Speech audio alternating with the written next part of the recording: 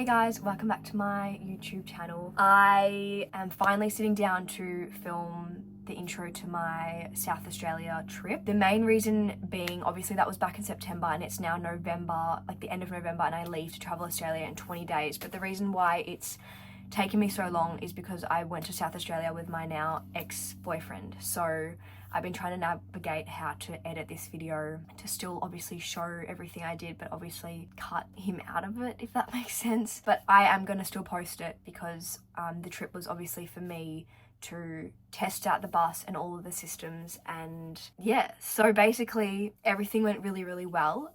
The solar system outdid itself. I had no issues with it whatsoever. The plumbing that my dad did was perfect as well. At one point we thought the pump wasn't working, but turns out the tanks were just empty. And on that note, actually, I had the maximum amount of water I could have. So I have 180 liters of fresh water and that runs out so quickly. So I'm so glad I ended up going with that amount and not less, because yeah, like the water for 2 people lasted maybe 3 to 4 days. Yeah, the hot water system was incredible. So many people I remember telling me to go electric, but I have gas and it's an instantaneous hot water system and the water runs hot within 10 seconds.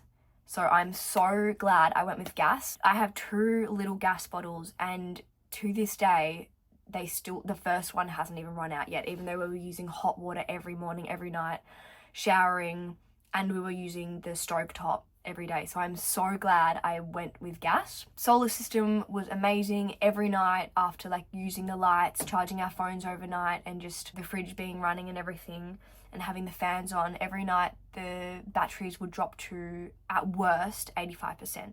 And then by the next morning when we were in we were parked, they would be charged back up to 100%, and every time obviously we drove they would charge to 100% as well. So I'm really happy with all of the systems. The only major thing that broke was the wardrobe. The screws came undone, and the only thing that I'm really infuriated about, and the only thing out of the entire bus build that hasn't worked, is the RV labs latches for the kitchen. They do not work at all. The first corner we drove around, the drawers are banged open. I had to tape every single kitchen drawer the entire trip, and at one point even I didn't tape them and we were on the highway and we drove around a corner and they all just flew open, and I'm really upset about that because they were so expensive. I think it was $280 for 6 latches, and I've tried to adjust them but they're just not working. They're even coming out of the drawers, they're coming unscrewed. I don't know if it's because I have an IKEA kitchen, but I've seen other people install them, so I don't know. But that's something that's really annoyed me. That's the only major issue. So I'm trying to work out a solution on how to fix that. And then the bus went to the mechanic as well. It had to get a new windscreen because the windscreen had a chip, but luckily that was an insurance job, and I spent about $8,000 at the mechanics because yeah, unfortunately the bus just hadn't been serviced in a really long time. We actually had the most atrocious fuel economy. On the way there we averaged 20 liters per 100 kilometers, and then after the mechanic looked at it and fixed all the clogged filters, fuel filters, air filters, the fuel economy on the way back I think was 14 liters per 100 kilometers. So it did make a big difference, but still unfortunate that I had to spend so much money. But it needed new rear shocks. The rear brakes were completely gone. So if it wasn't for the exhaust brake that we used basically the entire time and engine braking, honestly, we might have crashed. So yeah, definitely take your bus to the mechanic. While I've converted, it's just been at home. So in hindsight, I wish that I hadn't done a pre-purchase inspection with just I think I went with Ace Mechanics. I wish I had gotten a proper mechanic that I know to look at it, because I would have gotten the bus for so much less money, because literally so much was wrong with it that was expensive. So I would have probably been able to take $5,000 off the price I paid for the bus. But it is what it is. I'm really happy with everything, and now I leave in 20 days. The bus is not finished. I'm currently finishing it. I need to finish the floor, finish off The ceiling's still not done, but it's all gonna come together, and I'm really excited. But I would be lying if I said I'm not nervous about leaving. I think it's really starting to affect me that I'm going all by myself.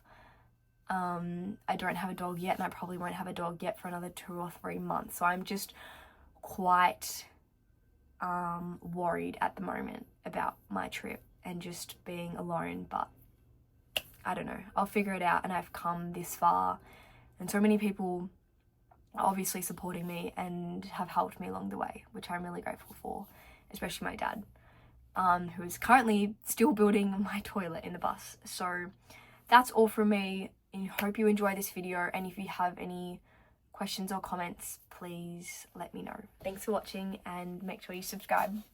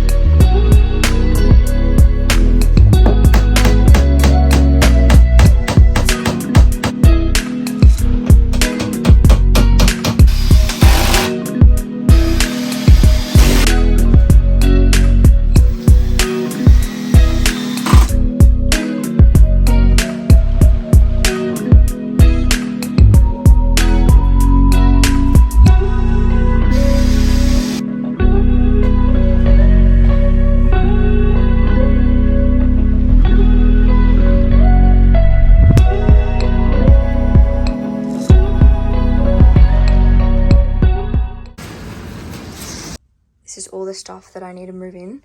This is the wardrobe. So I'm going to hang clothes and put clothes in here. But essentially, this is the only really wardrobe I have. And all my clothes are just going to have to fit in here. So here's all the things I need to move into the kitchen. I got pretty much everything from IKEA. Apart from a few things. But these pots and pans and yeah. You can talk by the way. Now do like a thumbs up in the... Yep. Action. Oh wait, there's already stuff in it.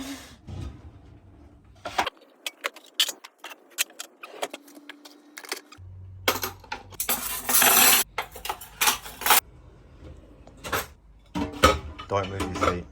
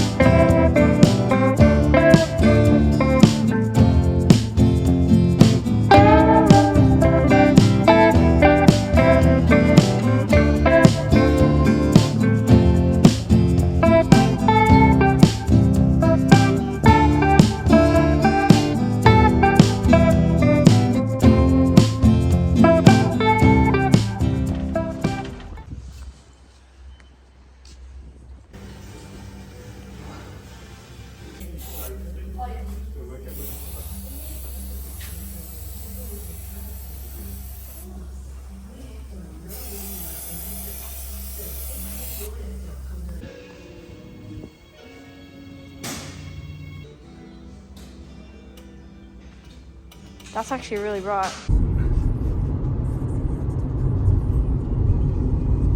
So once the bus was finished at the mechanics, my new mattress actually arrived, and I ended up going with a mattress from Emma Sleep because it came in this box and it was vacuum sealed, so I could actually get a full-size double mattress that you'd have in a house into the bus, which I was so excited for. All I had to do was unwrap the packaging like this and it started to expand, which was super, super easy. I got the Emma Luxe Pro mattress in size double, and I cannot tell you how comfy this mattress was. Even though it was vacuum sealed and we then slept on it several hours after unwrapping it, it was so soft and I actually love it. So the mattress protector is also zippable, so you can remove it, which makes it really easy because as you can see, the mattress is really squished in there. So making the bed in the bus is not an easy task. Emma Sleep is currently having a 60% off Black Friday sale, and you can get an extra 10% off using my code. So I would highly recommend this mattress if you are building out a bus or a van and you have 150 nights to decide if it isn't for you. It's also free delivery in all metro areas across Australia, and I've genuinely never slept so good. You can find the purchase link in the description box below. We then headed off and drove to the York Peninsula, which was a really nice drive. We went through heaps of these little old towns, and I just feel like South Australia is so underrated. Everything was so beautiful and relaxed, and we finally got to stock the bus fridge, which was honestly the highlight of my day because it's just incredible. The fridge, I would recommend it so much, but it just was such a beautiful trip. And as you can see, the bus here, like, it's everything I ever imagined. It's so perfect and it's so easy for me to drive, and all the worries I think people had for me in terms of like having the bus be so big and hard to drive and whatever are just non-existent. But I will say these dirt roads were very difficult in terms of they freaked me out because I thought the bus was going to fall apart, but that's where in the end the bus didn't fall apart, and it was perfect because the vibrations didn't destroy anything. The only thing that got destroyed was the wardrobe.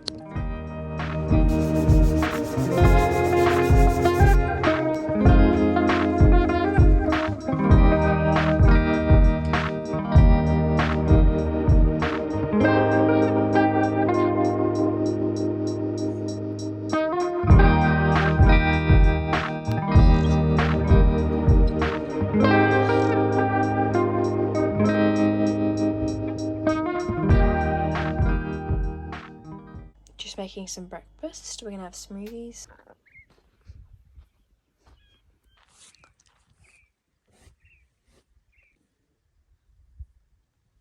Basically, for around 1 week, we just drove along the York Peninsula and just found the nicest places to set up for the night. There was never any powered sites. Some sites you did have to pay, but it didn't matter that there was no power because obviously the bus is fully off grid, and there was honestly barely anyone around. It was so peaceful.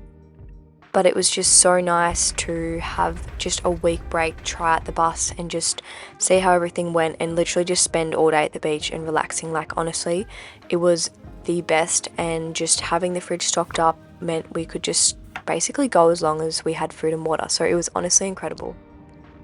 The whole peninsula was amazing, but the highlight was definitely this campground called Dally Head Campground. It just had the most insane views, and again, it was free. There was a little water station, so we could fill up on water if we wanted to, but it was just incredible. So nice, so peaceful, and nothing like Victoria, where I feel like every campsite or campground is always booked out. It was just so lovely, and the whole trip was honestly incredible and has me so excited to travel Australia.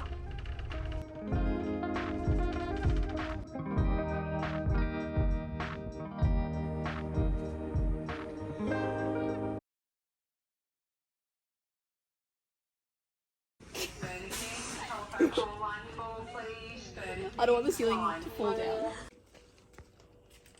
down. Alright, so we're here in the bus. Filming. Emma's packing up. She's leaving. How do you feel? Excited. Excited? I'm excited for her as well. And then when I get my troopy, we're gonna meet up. We're gonna be the travel buddies. Yeah. Packing it all up. Look at these drawers.